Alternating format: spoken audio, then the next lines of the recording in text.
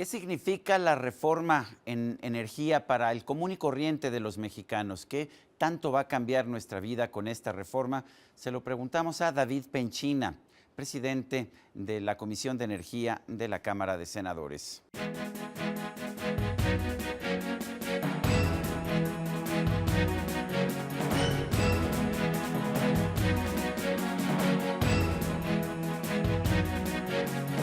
David Penchina ha tenido un papel protagónico en el impulso que ha llevado a la aprobación de la reforma energética, tanto a nivel constitucional como en la legislación secundaria. Esto lo ha hecho fundamentalmente en su papel de presidente de la Comisión de Energía del Senado de la Cámara de Senadores. David Penchina, gracias por estar con nosotros.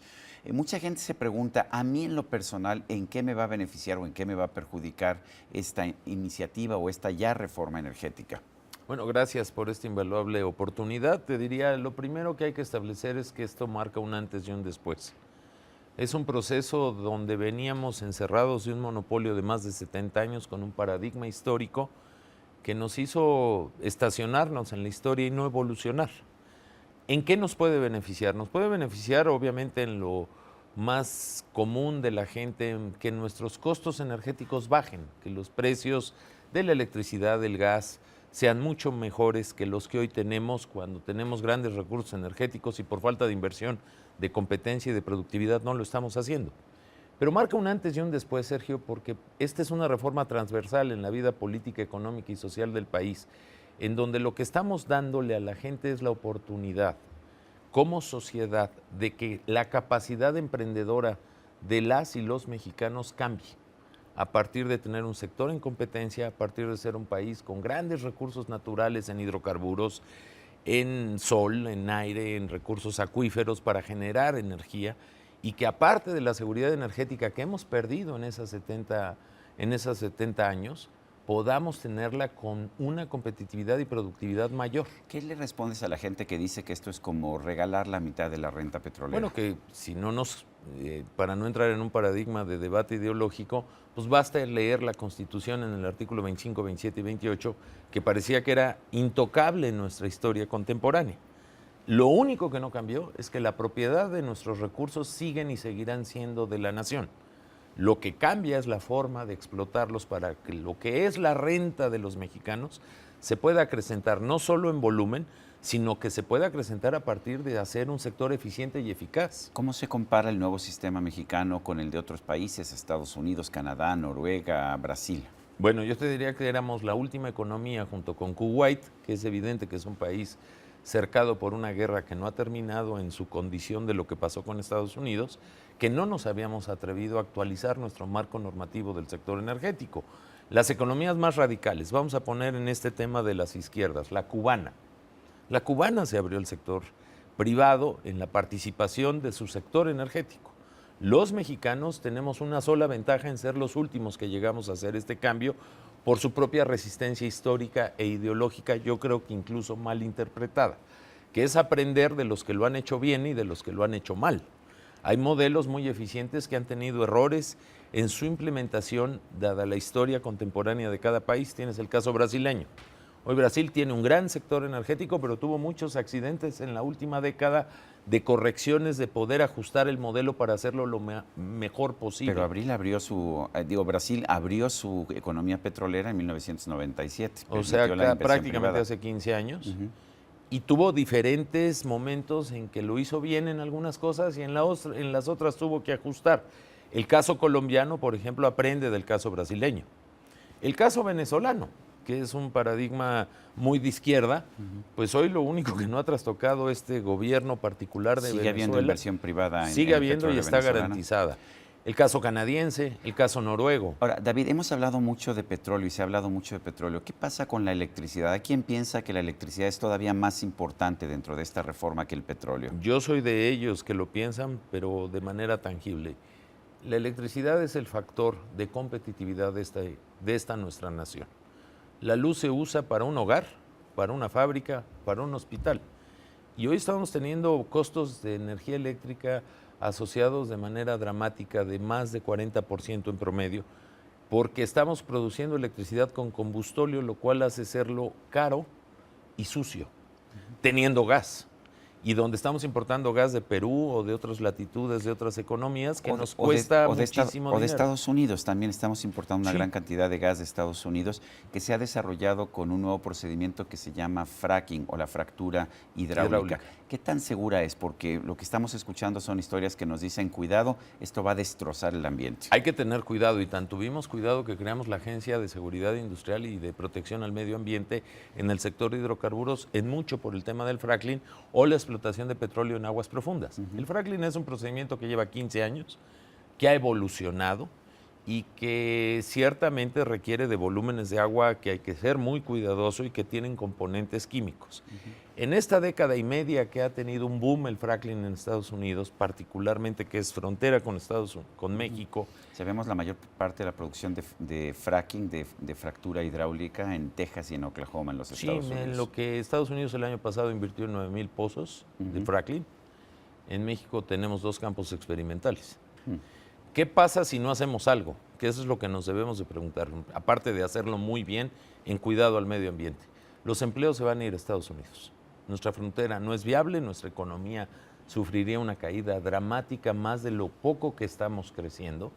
Y en ese sentido, hoy lo que te puedo decir y podemos demostrar es que hay fractura hidráulica segura, que cada vez se utiliza de manera más racional el agua, que puede recuperar 70-80% de la misma, que ya se usa agua salina, es decir, agua de mar para hacerlo, y que podemos hacerlo también igual y mejor que los propios americanos lo han hecho.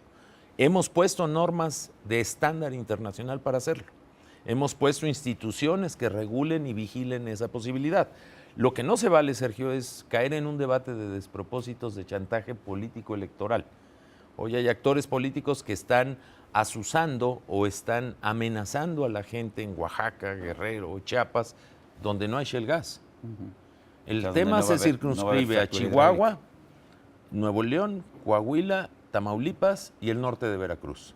Lamentablemente, en otras instancias del territorio nacional no hay shale gas. O sea, que ni siquiera se puede considerar. Hay que dimensionarlo, no hay que caer en este clientelismo político electoral de movilizar para llevar agua a su molino ciertos actores políticos, y hay que ser muy vigilantes y estrictos en la aplicación de las normas ambientales, en donde se pueden realizar las dos cosas. De hecho, si no usamos el gas que tenemos, lo que estamos haciendo es dañando al medio ambiente, porque hoy estamos quemando combustóleo. Y es evidente que el gas es una energía mucho más limpia y mucho más eficiente económicamente hablando. Tradicionalmente, si en Estados Unidos encuentras en un rancho petróleo, pues festejas porque te vas a hacer y te vas a volver rico. En México había que ocultarlo para que no te lo quitaran. ¿Cuál es la situación de propiedad en México ahora cuando se encuentre gas o se encuentre petróleo en la propiedad de un ejido o de un propietario particular? Esa es la mejor demostración de que lo que es nuestro no cambió y que sigue siendo nuestro. México, a diferencia de Estados Unidos, lo de abajo de la tierra es propiedad de todos los mexicanos. Entonces tienes que hacer convivir 2 derechos, el de la superficie, que puede ser de un propietario, de un ranchero, de un ejidatario, con la propiedad de todos los mexicanos de abajo, que es la coexistencia de derechos. Y hemos construido una legislación para que, dicho coloquialmente, este proceso de hidrocarburos en la nación pueda hacer coexistir los 2 derechos y los 2 ganen, que la reforma bañe y salpique en sus beneficios económicos. En Estados Unidos no es aplicable y por eso los porcentajes de utilidad son diferentes. El que es dueño de lo de arriba es dueño de lo de abajo. Y déjame decirte algo, Estados Unidos es un caso único y irrepetible. En Canadá, en Noruega, en Inglaterra, en Brasil, en Colombia, en el mundo árabe, la propiedad de lo de abajo también es de ellos. Y eso no ha impedido que haya participación público y privado en el sector para que haya competencia, para que haya un factor de soberanía y para que todos sean beneficiados de ello. ¿Qué pasa con las energías alternativas en el nuevo marco legal? ¿Qué pasa con la solar, con la eólica, con la geotérmica? Hay un papel de energías renovables que nosotros hemos preferido legislarlo después de este paquete del tema de hidrocarburos y de electricidad. ¿Por qué, Sergio? Porque si no le damos contenido económico a la viabilidad de nuestros hidrocarburos, no hay el componente fiscal para poder subsidiar las energías renovables. En ninguna parte del mundo las energías renovables son más baratas que las energías tradicionales. Por lo tanto, son dos mercados diferenciados. Y en ello, en esta reforma ya le dimos el golpe a la viabilidad de las energías renovables. Hay un paquete aproximado de 7 legislaciones pendientes, que es una tarea por complementar y que siempre lo hemos explicitado así, para que con esta gran legislación energética en el tradicional uso de los fósiles podamos obtener los recursos para hacer viables las energías renovables. México tiene un gran potencial de aire, de sol y de 2 costas enormes que nos hacen tener fuerzas submarinas para poder generar electricidad y saludar a las generaciones del futuro. Ni siquiera hablo de mis hijos, sino de los nietos o de los bisnietos. Pero la seguridad energética está obligado y estoy seguro que el Congreso, con esta gran responsabilidad que ha mostrado, va a entrarle en esa materia en los próximos meses. David, las encuestas de opinión siguen mostrando que un 70% de los mexicanos se opone a esta reforma energética, no quieren ver inversión privada ni en electricidad ni en petróleo. ¿Qué les dices a estos mexicanos? Yo lo que te diría es que no se puede cambiar el mundo de 77 años en un día. Que lo que va a ser la mejor demostración de que hicimos lo correcto tiene 2 caras. La primera, el que nos involucremos todos en saber que lo que es nuestro sigue siendo nuestro. Yo no les pido que me crean, lo que les pido es que leamos la Constitución. Y segundo, que este gran cambio que nos atrevimos como generación a pensar que podemos ser mejores, entregue resultados. ¿En qué? En inversión, en empleo, en buenos empleos que transfieran ciencia y tecnología a este país, donde estamos hoy frustrando generaciones, donde un ingeniero tiene que manejar un taxi porque no tiene las oportunidades adecuadas, en bajos costos eficientes de energía, para que florezca el crecimiento no solo de la economía, sino también su desarrollo. Y yo estoy convencido que en la próxima década, día con día, una vez que el señor presidente esta semana ya promulgó la legislación y anunció el aventarnos de lleno a aplicarla en irrestricto respeto al derecho, podamos empezarle a dar resultados a la gente. Eso es lo que va a cambiar la historia. Sergio, creo que no se hace verano en un día. Creo que cambiar 77 años de una forma de caminar no es fácil, pero estoy seguro que esta generación puede hacerlo tan bien como lo hizo la generación del siglo pasado y, ¿por qué no decirlo mejor de lo que se hizo en el pasado? ¿Sí esperas mayor crecimiento económico? No tengo duda de que este es el motor y la palanca de desarrollo fundamental de nuestra economía. Somos un país que fue bendecido con recursos energéticos. Lo criminal es no estarlos aprovechando. Lo criminal es estar perdiendo 1 millón de barriles de petróleo de producción hace 9 años. Sostenidamente hemos venido cayendo. Lo criminal es, teniendo la 6ª potencia de gas, importar el 40% del gas y pagar más de 40% de sobrecosto de electricidad. Lo criminal es tener alertas energéticas en diferentes espacios de nuestra historia reciente, donde la industria no tiene certidumbre de la inversión que hace para generar los empleos, que finalmente es la mejor medicina contra la pobreza y la desigualdad. David Penchina, senador de la República, gracias por esta conversación. Al contrario, Sergio, gracias a ti, es un privilegio estar contigo y tu auditorio. Y a usted, amigo televidente, que hace posible este programa, se lo agradezco también. Esto es todo por hoy, pero no se le olvide. Nos vemos la próxima.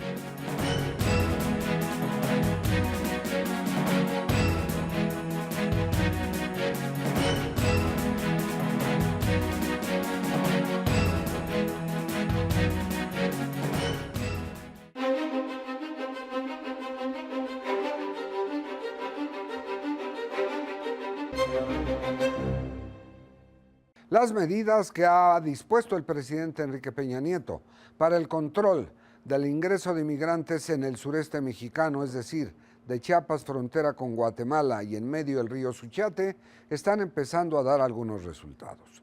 Se lo digo porque el secretario de Gobernación, Miguel Ángel Osorio Chong, ha sido sumamente claro en señalar que el tren denominado La Bestia es de carga y que eso será únicamente.